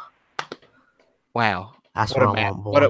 What a masterpiece of acting that is. I don't know. We've descended into madness right now. What if he was like, and the Phantom Menace, Master Destroyers. It's like Misa. And you snap it, Misa. You know, it's like, oh God, Jar Jar. Oh no, Kill Jar Jar. Let's kill Jar Jar. Get rid of Jar Jar. He's like, Qui-Gon's like, yes, I saved this young Gungan's life. And Obi-Wan's just like, get out of here, boy. We're done with that. Let's go. Let's move on. Jesus. Oh my God. We've descended into madness. Lord Almighty. A nice, good little heaping of madness going on here. Yeah. Well, do we want to try and answer some questions? If y'all want to send in your questions. If you got any questions, please send them in. We would love to see what you're thinking, what you're saying. I just like somebody's like, what did I come into? Oh boy, you don't even know. Well, let me tell you what you came into, boy. Let me tell you. It's good stuff over here. Did you hear about the new they're doing a couple animated movies? Batman Hush is coming out next year. Batman Hush. Ooh. Animated. And they're finally doing a Wonder Woman standalone sequel. I'm wondering, okay, so you know how most of the DC animated movies are based off of like a continued universe, like Death of Superman is in the same kind of universe. Yep. It's weird. Did we ever get like another movie in the same universe of Batman and the Red Hood, or am I just is that it? Am I lost on that? That was it. That was a one-off thing. Damn. The same voice actor who did Batman and Batman and the Red Hood is the voice actor for Batman and Young Justice. Fun fact. That sounds about right. Yeah, but there's not been any more connective. It's all been like the new 52-ish with Justice League War. Was it War? Yeah, War. And then you have Justice League Doom. Is that another one? Doom, I think. Wait. Justice League Doom is with the Justice League animated cast from the show. Justice League War is the start. I think it's the start of the universe or something like that. It's like where they finally introduced the Justice League with the new 52 connectivity. Right. Then they have Teen Titans Juice Contract. You got your Justice League Dark. You got your Justice League versus Teen Titans. You got your Batman solo. I wonder with them doing a Wonder Woman solo, is that going to be connected to the 2009 Wonder Woman animated movie, or this is going to be tied in with the new 52? Oh, because if you remember, Batman Ninja has no connection whatsoever to this. Batman Gotham by Gaslight has no connective tissue to this. Makes sense. So they've done some ones that are not connected at all. Right. So I wonder if all of the ones moving forward are going to be connected. Like, I'm guessing as we move forward, ones will be connected, some will not be connected to the overall arcing of this universe they've been building with the DC animated universe. You know? Mm-hmm. Well, I mean, I'd love to see Hush, and then obviously somebody said Nightwing versus Red Hood. I mean, the fact that it was teased when Ismahawk had that series out and then never capitalized on it it's a damn shame. But obviously, you know, you can only do so much. As you know, there's many growing pains to making a movie, as you are experiencing. So I can only imagine with a series that you have to continually come out with. Yeah, because I mean, I think there was a lot of talk of them not doing a season 2, and I think they might have teased at one point that they might do a season 2 of it, but it's just so much money. Yeah. And they can't crowdsource it, they can't GoFundMe it. It has to be from their own pocket because it's a non-profit situation. They can't ask people to pay them to make it. Right. So all right. Rank what Arrowverse show you're most excited to see. Out of the 4 Arrowverse, Supergirl's number 1, Arrow's number 2, Flash 3, Legends 4. What would you say? 5? Oh, with Black Lightning? Mm-hmm. I think you can. I mean, it keeps getting referenced that it's in the Arrowverse. So I would say Black Lightning is probably above Legends. It's not above Flash because I think it's looking like Flash is going back to its roots. I hope so. Yeah, I agree. Yeah. But Supergirl's number 1. Supergirl. What about you? I don't. Just with what we were given with the trailer for Arrow and the fact that my boy's back and the fact that your boy Roy Colton Haynes was talking about how it's going to return to what it was in the past seasons. Yeah, I saw that. And Felicity is going to die to Richard Dragon. I mean, nothing. Just suddenly, and Felicity's gonna die. Gotcha. That's funny. I'm honestly really pumped for Arrow, to be absolutely honest. And I lost my mind over the suit. As we talked about, it doesn't look too great in daylight set photos, but who knows what's going to look like later. Mm-hmm. But I think that's got it's Arrow, Supergirl, Flash, Black Lightning, Legends. So all we do is flip the top two. Gotcha. The thing about Legends is it had the weakest trailer because it kind of weirdly flip-flopped with its past footage and present footage, it felt jarring to see stuff we've already seen and then question, have we seen this before? I don't even know. And the fact that they're still doing the typical time travel, we haven't been to Woodstock, let's go. It's like, okay.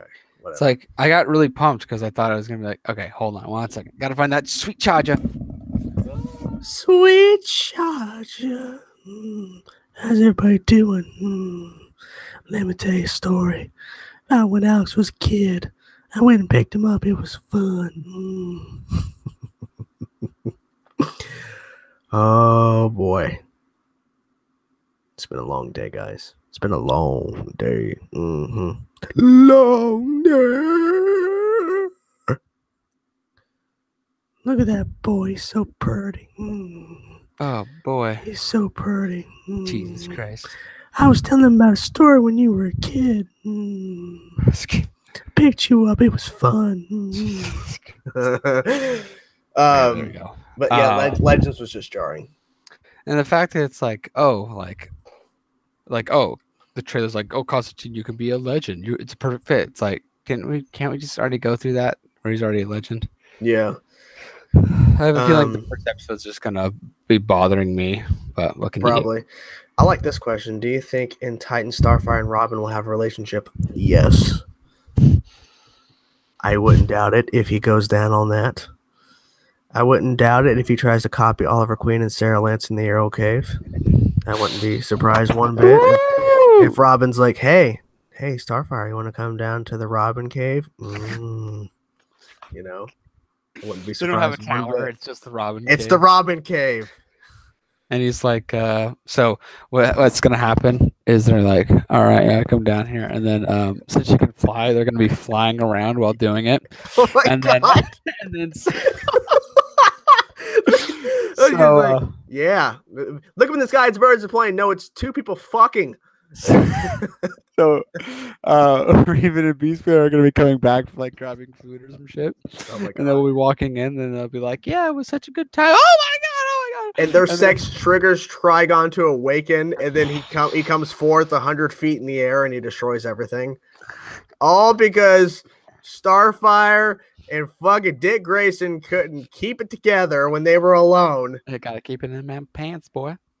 Now this is an interesting thing that I heard about, but I don't know if it's true. The rumor is the Legion of Doom idea that they kind of set up within Justice League was scrapped by the new DC president. Like it's gone.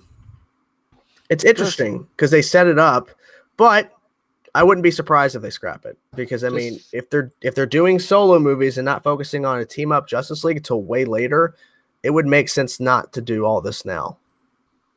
Yeah. Interesting.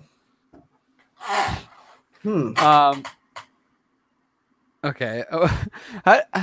Did you kind of cringe when Shazam does the floss? I didn't. I know that was on Twitter. Like, why is Shazam doing that? And then someone gets because he's 14 years old. He's a little kid, exactly. It did make me cringe because I know the context because the characters it's Zachary Levi as a man, a superhero, but it's still the kid. So I mean, exactly. He's also he's trying to figure out what he can do. He's just being silly, Let me guess, you cringed at it. No, is it weird that I love it? No, it's not weird because I mean it's the context of the character. It makes sense that his character would do that. Now, if Superman would do that, that doesn't make sense at all. That's it's like, stop, Dad. Can you stop that? Like it would be weird. But I honestly, seriously enjoyed that little sequence. I'm sorry, like, of course you did. I remind you of little boys.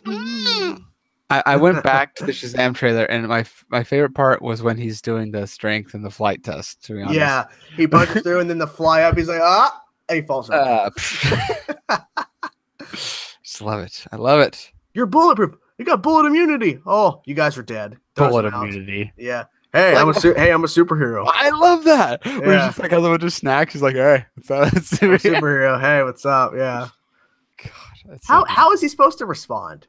He doesn't know. Yeah, exactly. No, it's perfectly encapsulates what a 14-year-old would go through when he's just like, oh, I'm a superhero now. I really hope the rumor that Superman shows up is true, because I really hope he shows up in this movie.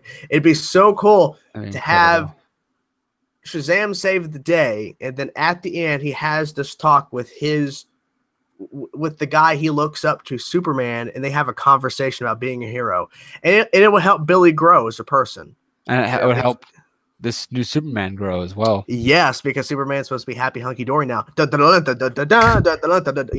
so hey, I'm Superman. He does a little dance before he fights people. Meanwhile, Shazam's flossing in the back, and they're just like, Superman's dabbing. He's like, oh.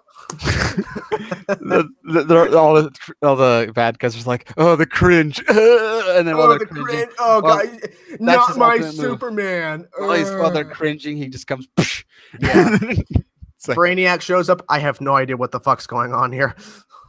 And then he's like, Brainiac. Oh, Brainiac.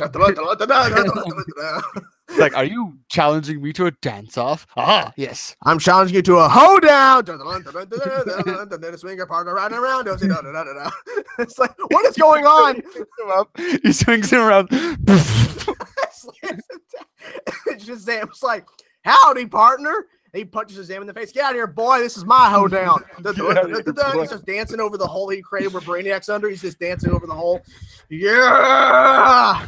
What the fuck? It's the weirdest fucking movie. We've made the weirdest fucking Superman movie ever. I love how whenever anybody enters this chat and they're just like, what the fuck? Love it. No, since we're doing the Superman, everybody who enters the room has to do that. So if Clark is sitting there at the paper and they're in that big, you remember in BVS where they're sitting in that big room and Perry White's at the top of the table. So Clark has to be in the room already, and then everybody walking in has to do a little dance as they walk in the room if they're about to do a meeting. Yes. It's like, yeah, we gotta do this, guys. Perry White's doing this. He's like rocking away. He's like, yeah. And the music's playing. Yeah. Then Brainiac comes off his ship. He's doing a little dance. He's dabbing all the time. He's like, yeah. And then like that. See Batman about to jump on some people, and he's just like, he dabs down. He dabs down towards the darkness. I'm gonna get you, boy. And he talks like that. Batman talks like that now. Ben Affleck's like, I gotta get you, boy. I'm gonna get you. I'm gonna get you, boy. Jesus Christ, this Batman's even more terrifying. I'm gonna get you, boy. I'm gonna get you, boy. Dude. That's how he picks up his cape. He dabs in his cape. Oh my God. Jesus Christ. Holy shit. And then Lex Luthor gets out of prison and he's acting more calm and shit. And then he gets picked up. He's like, Mr. Luthor. And he gets in the car and the music starts playing. He's like, yeah, he's dancing like this. Drinks everywhere, popping bottles, as the kids say. Yes. That's what Lex Luthor does. It's a 10-minute scene. It doesn't cut away. Just constantly dancing in the car. Why? Because fuck it. It's this movie. And fucking Superman lands in his limo. Is like, I see you've been let out of prison. Yeah. And he's like, fuck yeah. They're all dancing. Deathstroke shows up. Yeah, motherfucker. Cheetah shows up. I'm in this movie too. Just keep on dancing. The weirdest thing ever. Guys, it's supposed to be Man of Steel 2. It doesn't matter. It's a dance party. That's all it is. Deathstroke's just a limo driver, so he turns around. He's like, yeah. Deathstroke's the limo driver. He's wearing the full outfit. Yes. He's got a hat on, a little like driver hat. The window comes down. He's like, yeah, look, it's Deathstroke. He has the hat on or whatever for the driver. He has the katanas on his back. He's just driving. They're stuck and they get stuck in traffic. The party's still going. Doesn't matter. Keep going. Duster's like, yeah. And then as soon as the window goes up, then the music dies down, and then he turns on his music and he starts dancing to it too. But he doesn't want no one to see it. He's like, "Oh, motherfucker, I'm doing it too." And then right next to them, stuck in traffic as well, is Joker and Harley, and they're fucking their Lamborghini, their pink Lamborghini. Yeah. And funny thing too, Harley's dancing, and every time she like extends her arm out, she fires the bullet, so it just goes out the window. Doosh, doosh, doosh, doosh. Bouncing off Clark. Yeah, Clark's dancing over here. She's saying, like, "You got bullet immunity too." He's like, "Yeah," and they all start dancing. Wonder Woman's doing cartwheels randomly behind everybody, just cartwheeling all over. What the hell's going on? Well, this is Walter Hamada's vision, the new DC film president. He thought this would be a great idea. It's his vision, guys. We're gonna take the DC universe in a totally different direction. Someone commented, "Do the Brainiac." Yes, do the Brainiac. Do the Brainiac. Yes. How will the Legends not being in the crossover affect the Arrowverse? It won't affect it. No, it will just bring more attention to the characters that matter. Sorry. No, they matter. Shit. He went there. Went there. I still really like Ray and I like Sarah. What does Felicity steal from Iris this time? What? That's the question. Oh, she's gonna stole the wedding. She's gonna steal being Iris. leader. Leader. No, Iris is to say, "Guys, I'm pregnant." Felicity's like, "Oh wait, I am too." Oh, you piece. Yeah. At the announcement, like Iris, like, Barry, I don't think we should invite them to our announcement. It's like, Oliver's he's my best. He's like one of my best friends. He was in prison. There's no way Felicity's pregnant. There's no way. They're gonna do this. And then they're like, "All right, guys, ting ting ting. Oh, so our announcement is and Felicity's like, wait. I'm pregnant. I'm pregnant. And they're like, I was like, wait, I was gonna say that. And then they get into a fight. Yes. And then it's an actual like full-on battle. Iris gets her powers back. Felicity goes all like tech wizard and has the T spheres. Tech wizard. Yeah. And they have a full-on like battle like that, and then they start hearing music outside, and then Oliver opens the door, and no one else is paying attention. Just Oliver. Oliver just looks out the door, and there's Shazam and Superman dancing. He's like, the door slowly closes back. He goes back to the party. It's like, what was that? What was that music aside? Don't worry about it. It's like Carl's like, I think I saw my cousin. No. No. Definitely not. No. Don't look out there. His costume looks better. What? No, don't worry about that. Oh my God. The madness. Yeah, no, I think it's like it'll give more focus to Batwoman so that she can then dab through the night. And if I don't see a dabbing Kate Kane dropping down to them, I'm unsubscribing from the show. Wow, you can subscribe to a show? I didn't know that. I'm disliking. That's a new one. You're like, yeah. Now it's like YouTube. You can subscribe to a show now, guys. Okay. Exactly. Honestly, if they would release if they would air these Arrowverse shows on YouTube or something, they'd get a lot more attention, I think. Oh, absolutely. No, I totally agree. I just know that Felicity's going to take the I'm the leader of Team Arrow now, Oliver's going to be pissed off when he gets out of prison. He's like, "No, I'm the fucking leader. I'm the leader. This is my fucking show, yo." Yeah, what are you talking about? This is not the Felicity show. I mean, it feels like it is, but it's not. Yeah. Because it's going to be like, "Hey, more qualified Diggle. I want you to go do this." More qualified. That's the come of the show. More qualified Diggle. I loved how they had him on the Flash, and it was like, oh, it's going to be like a little mini crossover with Diggle on the Flash. And he literally brought him to explain a couple lines, and then he was out of it the whole time. Yeah. I love that. Gone. It's like, hey, Where's more qualified Diggle? Oh, I just ran him back to Star City. More qualified. They should call him that on the show now. More qualified Diggle was here. Is Nora Allen going to be in the crossover? I don't think so. No, I don't think so. But I don't know, because then again, series regular characters pop up in the crossover more often than guest characters, because Ralph was just completely ignored in the crossover last year, but he was a guest character at that time. Indeed. Yes. Nora's a series regular. I wouldn't be surprised if Nora is, in fact, like maybe on the Flash episode she'll be there, Well, it is the 100th episode, right? Well, they're actually flipping it. They're going to be having the mid-season finale episodes be the 8th episode, and the 9th episode of the shows are going to be the crossover. Interesting. They're flipping. I don't know how that's going to work, but that's what they said. So that means that the last episode before the break is the crossover event. Could you imagine if, what a beautiful time to be alive it would be if we literally got 2 full weeks of crossovers where it's like 6 episodes, like 3. Yeah. So 8. Yeah. Not right. It's not 4 now. It's yes. Yeah. So it's like, but yeah, it would be like their, mid-season finale, quote unquote. We get the crossover, and then something happens in the crossover where we have to wait to continue it. Well, it's like, think about this. If the Batwoman show gets off the ground and it airs in the fall of 2019, with the rest of the shows coming back, potentially 5 shows could be a part of a crossover event. It's fucking insane. Jesus, dude. Oh my God. It's like, okay, so you got Green Arrow, you got Flash, you got Supergirl, you got Batwoman, and you got the Legends. What the fuck are they gonna fight? Yeah, right. What more could you do? I mean, you gotta go to Warworld, like you were saying. Warworld, Superman's been captured. We go to Warworld.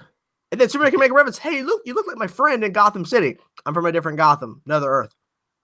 Yeah. Like that. Yeah. And he accidentally does the cold breath. He makes the noise. Oh, shit. He freezes Batwoman. She dies. Oh, shit. Oh, fuck. Recast. They go grab another Batwoman from another Earth and explain everything to her, get her up to speed. Okay, so now you're Batwoman now. Oh, okay. God. Yeah, because they did Aliens, and that was crazy as shit. Oh, yeah. They brought Supergirl over, finally connecting it with everything else. Then they do Crisis, which I'm like, okay, that's how you step it up. You fight Nazi versions of yourself. Well, and the fact that, like I've said before, I apologize, but I just got to continue to make this point. Mm-hmm. If you were to just I don't want to watch any other show that has to do with this, I only watch Supergirl. Mm-hmm. If you're going into Supergirl season 3 and you watch episode 8 and you're like, what am I watching? because it's part 1 of the crossover. You're like, what just happened? Yeah. So the fact that it just felt so just like a crossover where it's just like, no, we're not making, this is not centered around anybody. This is just straight crossover. Like whatever show you're watching, that's just a crossover episode, which is incredible. Yeah, because Invaders was Supergirl's was just the mid-season finale, and then the last 5 seconds Barry shows up. And then they spent the other 3 shows, their episodes, but you could tell it was a Arrow episode, a Flash, and then a Legends episode. Exactly. Crisis, it was like you couldn't tell a difference. You could tell it was Supergirl because it started on her Earth, which makes sense, but then she travels over. Then after the first break is over, the rest of the entire 4 hours is just the crossover. It's just the story. So I'm intrigued to see, because Supergirl starts off on Sunday, and then Monday's Arrow, and then Tuesday's Flash. Now Legends is on Monday as well, but since they're excluding them, so Supergirl's on Sunday, Monday Arrow, Tuesday Flash. That means so we start with Supergirl. So I wonder how they're going to bring her over. Like, how is it going to work? Because I mean, if it's connected to Arrow, it's got to be on Earth 1. So what are they going to do to bring her over? Yeah, that is. I guess Flash will just show up and say, "Hey, we need your help." For what? We'll tell you later. Do you think that we'll be able to finally get Guardian to actually help? I would possibly. I honestly want Martian Manhunter over that, though. I mean, no, I agree. I just thinking, like we said, you want James to be useful, is what you're trying to tell me. Well, I mean, I'd like to see. Besides him being Lana's bitch, you want him to actually do something. I was just saying. I mean, the rumor was he was going to be quitting the show, and he didn't quit the show. Right. So, I mean, I don't know. I just want to see him being able to interact with other vigilantes. Oh, so you want him to interact with you want Green Arrow to put him in his place, is what you're trying to tell me. Yeah, exactly what you're trying to tell me. You want Roy to put him in his place too. Like, get your ass over here. I want to go. I want to see the newbie team, please. Just like okay, we're gonna go do this. I want fucking Roy, Wally, Ralph, and fucking James, like team fucking B. You go do this shit, and they fucking and they get the bond. Exactly. That'd be interesting. That'd be interesting. I honestly, I wouldn't be surprised because since Arrow is going to be heavily tied in, I wouldn't be surprised if they do it to where Supergirl, since the mid-season finale episode's episode 8, and then the next one's crossover, the end of her episode, maybe there's some kind of thing where she gets, like, something gets sent through the multiverse, and it's like a thing from Cisco saying, we need your help or something. Oh, you're saying, like, again, where they do it where it's like everything's so continual that at the end of her mid-season finale, quote unquote, they set up. Yeah, and then crossover time, it just starts. Like, it doesn't matter that Supergirl's episode, it's just no. I think what I'm saying is the 8th episode will be the mid-season finale. They might do something where they tease the next episode is going to be the crossover. Yeah. So when you start the Supergirl episode part 1, she's traveling to Earth 1. Oh yeah. And so it automatically starts with that really build up. But I'm thinking I won't be surprised if Batwoman shows up at the end of Arrow's mid-season finale, teasing the crossover. Like, literally, she shows up on a rooftop and says, Oliver Queen, I need your help. And then it cuts away. And then you have to wait till next week to see what the hell's going on. And then that's perfect because then, you said Flash is after Arrow? Yeah, Flash. Look, yeah, Supergirl's Sunday at 8, Arrow's on Mondays at 8, and Legends is at 9 on Monday. Tuesday is Flash at 8, and Tuesday, Black Lightning at 9. So Flash, my guess is Oliver Queen might show up on Flash and say, I need your help, Barry. Dun, dun. And then, I don't know. That's my guess. Because, I mean, there's like, they asked the question at the Arrow panel, because you can actually watch the full Arrow panel now from Comic-Con. It's pretty good. Ooh. They asked the new showrunner about Batwoman. They showed, like, so Batwoman, so what's going on with this character? And he's like, she's like, we're still mapping out the entirety of the first, like how is she going to factor in? Like, we're still mapping out the first part, which is a joke because they've already mapped out how they're going to do the first half of the season already. But I won't be surprised if Kate Kane, Batwoman, shows up before the crossover on Arrow. I won't be surprised. Oh yeah, absolutely. Oh, that would be incredible. If it's a great way to, like, if only they would do that 6 episodes of crossover where it's like set it up on Supergirl episode, have at the end of Arrow crossover episode, Flash one where they end like all of a sudden a voice rings in and then this person comes into the foreground and it's like Kate, who's this? And like, this is Bruce Wayne, and then it cuts off. I'm like, what? Yeah. We gotta wait till fucking Sunday. What? God damn, dude. Oh god, dude, that'd be so good if freaking Bruce Wayne shows up. I'm just saying. He's in Gotham City. I mean, he's in Gotham City. He exists. I'm saying. But Paige, you can confirm he exists. Oh, sorry. What? Wait a minute. Whoa. Hold the phone. Jesus. Oh, that's really good. Agent Liberty in the crossover. Maybe he is spying on Supergirl and like finds the way that she gets to another Earth and is able to slip through. Interesting. That'd be different. I mean, I want to see more of them. But okay, it's funny that the only thing I know Sam Witwer from is Star Wars: The Force Unleashed because I love that game. He also was the voice of Darth Maul in the Clone Wars. Yep. He also was in the Mist. He was in the Mist movie. Was he? Yeah. He was in the Mist movie? He was a soldier that got killed. Oh. Early on. He had a buzz cut. Yeah. Yeah. Dude. I need to finish. I think he was on Once Upon a Time too, I think. Okay, yeah, I didn't watch that. I didn't either, but people say he was in Smallville. Didn't watch Smallville. Yeah. But yeah. What can you do? But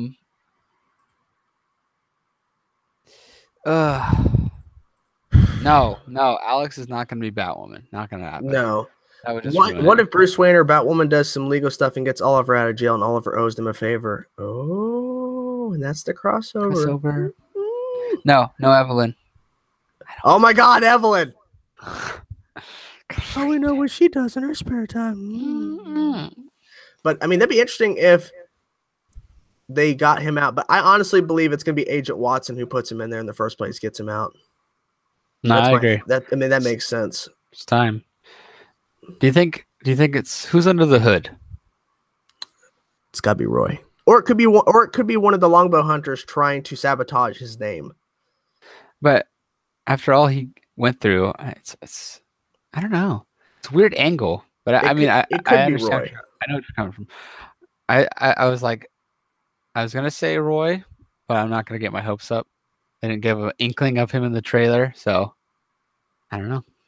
We'll see. Yeah. We'll see. He said like he has some crazy things in store for him as Roy. Like, yeah, I mean stuff that he can't even tease. So exactly. Like, what does that mean? Clones? Because they said that the Roy's coming back is going to be the Roy we know from. Yes. No, I agree. But you're saying there could be clones, okay? Doesn't mean that clones can't be in it. Yes, the one we're going to see is going to be our real Roy. We know that, but Roy's our boy. Now is he going to get his arm cut off? Is he going to get a new army? You know, who knows? Interesting. Well, I wonder how. My guess is that they're going to explain it as Roy's back in Star City. Either he is under the hood, or Thea sends him back due to Oliver being in prison. Right. Because she has to know, because he says it everywhere. I'm the Green Arrow. Everyone knows. Everyone in the world knows he's Green Arrow. Right. Which means Flash is going to start off by saying, "Well, Oliver, why'd you like?" They're going to have to reference that Oliver gave himself up. It's going to be on the news somewhere, or Cisco's going to say, like, yeah, Oliver admitted he's the Green Arrow, now he's in prison, or whatever. I think he might visit him in prison, like he did with his dad. That'd be interesting. I don't know. I mean, maybe not due to the fact that his daughter from 30 years in the future is here, but maybe. Hey, Oliver, sorry you're in prison, buddy, but my daughter from the future's here. What? He'd be confused as hell. I mean, just a little jump skip to Star City for your friend, just to ask him what happened. To see your friend. Hey, your friend's here. Hey, you know your friend that you don't give up on, that it's your buddy that you have beers with and shit. Yeah. Fernando asked about when does the finale of Legends and finale of Flash take place, since Wally's in both? Well, Wally only shows up at the very end of the finale, so that's after he fought as Bebo in the fucking Legends finale. So was he? No, he wasn't, but he was there during the fight. But I'm saying is that it was after the Legends fight that Wally shows up on Flash. Yeah, and Flash is going on longer than Legends, so yeah, you're right. So Legends ends, and then he's kind of chilling, and then he decides, hey, I am having is that a sister? It's going to be a stepsister, yes. Yeah, it's like, I'm having a stepsister. I have to go back, Yeah, but then he doesn't stay around long. I mean, that gives him time to reflect. And then he goes away, and we never see him again. Yeah. Well, I think we'll see him again. Well, we'll see him, but he's just I mean, I hate to keep referencing Roy, but he's only going to be there the most inconvenient times. Like, oh, now Wally's here. Of course. So, yeah, like Jessie shows up, and she's like, yeah, Wally's not here because he's on Legends, but we didn't really explain it. Jesus. Why is Barry such a dick sometimes? Like, fuck. Like, can a person not just visit? Apparently not. Wally's not here. I wasn't here for him, you fucking asshole. I just wanted to say hello to my friends, I thought. They're just like, we don't give a shit about you. Wally's not here. Go away. It's like, what? That's honestly how I felt, like how he said it. The Phantom Rockstar has a theory that it's Diggle in the suit because Oliver gave him a suit at the end of the season. That is true. That is true. And then he looks at it. I don't think it is, though. It looks too slim. No, and obviously, I mean, since Oliver goes in prison, clearly Diggle and New Team Arrow, they have to be on good terms. So Diggle would not keep this away from, like, Dinah, who's now the police chief. Like, they would not. Who's the mayor? That's who the fuck's the mayor now? If Oliver's impeached, who's the mayor? Who's running this shit? And Richard Dragon's still alive, so are they actively looking for him right now? Right. He's about to kill William in that trailer. Not just William. I like it when he shoots his gun. I remember when he was a boy in the orphan. So wrong. It's so bad. I mean, I'd love to see. That's what sucks about Legends, as good as it can be sometimes, and as there's so many opportunities that they miss by just going through time still. Because they have that Earth. She 19, Gypsy. Sorry, Gypsy. Yeah. 19. Yeah. So they have the Earth 19 Flash. There's so many people they could go and meet if they actually went to different Earths, but they instead go through time. But whatever. But I don't know. I don't know when Gypsy will return. Honestly, I wanted to see more of Earth 2 or Jesus Christ, Earth 19. I'd love to see more, honestly, but can you do? I don't know. I'm curious to see what this new Wells is going to be like because they're saying it's going to be different Wells. No more Wells. Well, you know. I got burnt out on the council Wells 10. Oh, God. That was so cringy. It was cringe, man. And that just kind of got me burnt out on the character in general, to be honest. I mean, he's fine when they introduced Earth 2 Wells because he's, Yeah, no, that was good. But then they take him away. And they take him away, and then during the season they give us I kind of was burnt out on the Wells at the council, and now it's like now you're just gonna bring another Wells. It's like, okay, I understand Tom Cavanaugh's a fantastic actor, but enough's enough sometimes. Yeah, for me. But what can you do? I just want to see Oliver shoot Ralph with arrows and have them sink into him. It's gonna be like that classic scene when Oliver's teaching Barry and he shoots him in the back with arrows, and he's gonna try the same thing. Ralph's like, "Oh, that was the first official crossover event." Yes, he's like, "Oh, look at that! You've tried to shoot me with arrows." Yeah, he's like, "Ha! Oliver couldn't get me. Bam! Back arrows." Boy, he's like, "Boy, I'm gonna get you, boy."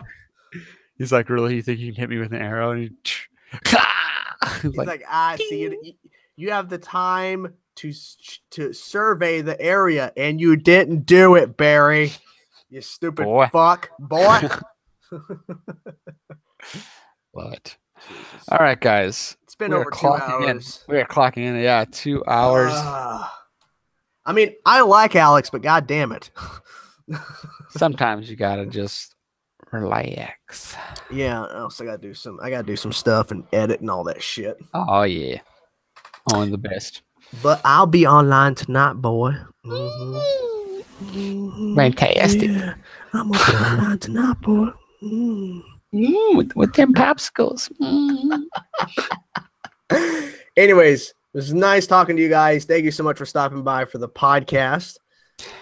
Yes, thank you guys so much for joining us. And we will talk to you guys soon. See you in the next one. Peace out, everybody. Bye. Bye.